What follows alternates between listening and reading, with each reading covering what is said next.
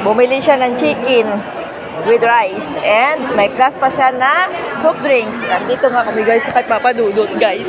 Papa Dudut, yan o. Oh, Papa Dudut, lechong manok. Titikim naman daw sila ng lechong manok ni Papa Dudut. O, diba? O, asa na? Asa na yung upuan? Nagturo ng upuan, o, nga ba, o, kung saan na pwedeng makaupo.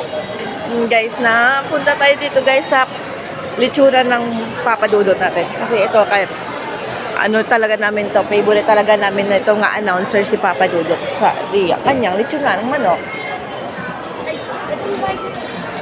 Ayan na, nagbayad na, sir. Tikman natin yung lechon ni Papa Dudut. Saan tayo upo? Ayan, hanap na kami guys ng upuan. Sus, ang ganda pa ng ano ni Papa Dudut guys. Tingnan nyo guys. Talaga. Video mo lahat. Guys, kita nyo naman. Papa Dudut talaga.